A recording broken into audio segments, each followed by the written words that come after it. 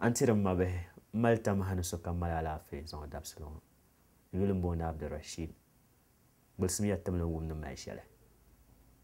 You know, one thing that really bothers me every day that I ask myself is, as Africans, what can we really do to change our lifestyle?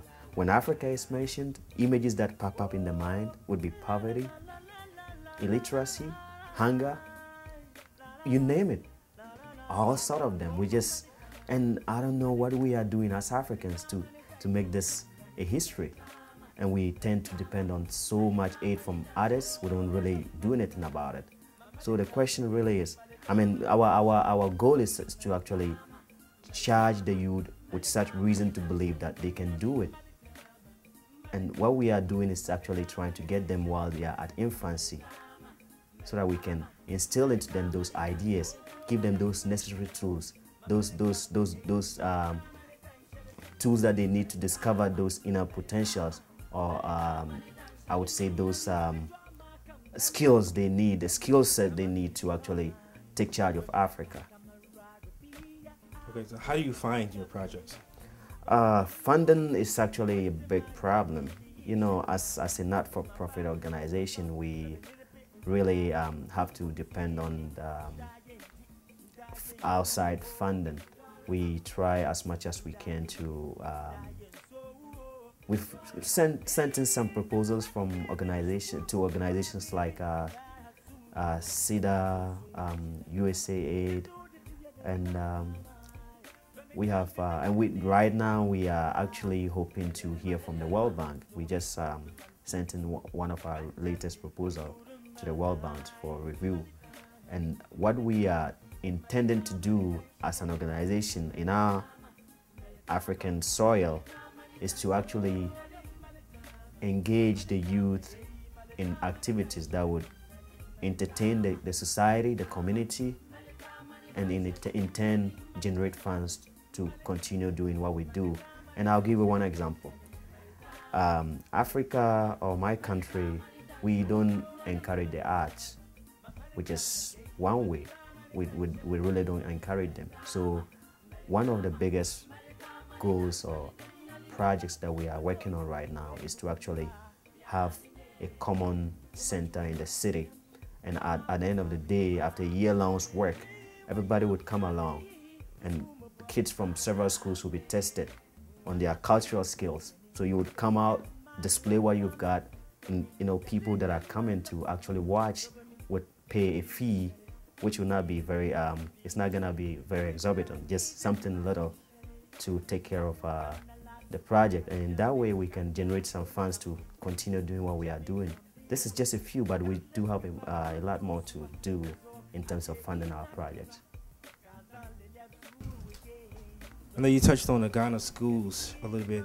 Can you give us maybe just a brief overall of what the schools are like over there? Like, what are the conditions of the school? What are the teachers like? That's a very good question. I mean, the system of education is very different as compared to the American way of education. In Ghana, we have the education system broken into several sects. That's what I prefer to call it. Because when you start off from day nursery, that is from the crèche, you start up, you go all the way to primary school. Over here, I guess that would be elementary school. And you spend 6 years studying. And after that, you then advance to junior secondary school. And that would be a 3-year period, after which you would then go to senior secondary school for another 3 years. And after senior secondary school, then you go to university. And actually, the main problem lies at the time when students have finished with junior high school. Junior high school, after they finish, the most discouraging thing about it is that once you're done with junior high school, you have to wait in the house, sitting for your test scores or your results to be out. It's a national exam that you have to partake in. And once you take it, the results will take about a year or so to come out. And while these kids are waiting in the house, they get veered off their plans, they get distorted, and they just pick up a lifestyle that is not really necessary. that is when most of them drop out of schools. In secondary schools too, you would wait 1 year to get your results, which is just not good. Are you specifically focused on the children in Ghana or children that's from Ghana that's living in other areas, if I'm making sense? I understand what you're saying. I would like to actually tell a story. You know, if you agree with me, stories do help a lot to elaborate some points. There was an instance where one of my seniors finished senior secondary school and went ahead to university in Ghana. He actually attended Science and Technology, Science and Tech, Kwame Nkrumah University of Science and Tech, and he happened to major in chemical engineering. So as expected of us, all of us had to do it. Once you finish with your school, you would go back to your former school, your alma mater for that instance, and try to talk to the kids about what you are doing and try to encourage them. So they went back to their school to talk. And what happened was that he introduced himself. My name is Mr. A, I'm this and that, and I studied chemical engineering. The whole room was as dead as a cemetery. They were just quiet. Not even a cough. Nobody had, they were just quiet.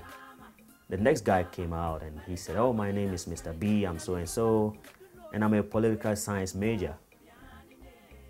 You could not believe what happened. The whole room was illuminated with joy. They were shouting and cheering and just shout everywhere. The bottom line is that these kids don't know anything but politics. This is what they are exposed to. They see African leaders climbing up to top, just doing what is not right, and they think that is success. A chemical engineer, they're asking themselves, who is this? What does he do? They have no idea.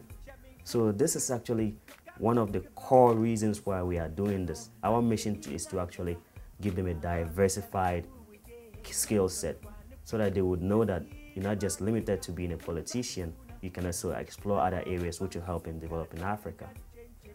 And finally, I would like to tell the world that this cause that I'm fighting for cannot be achieved by myself.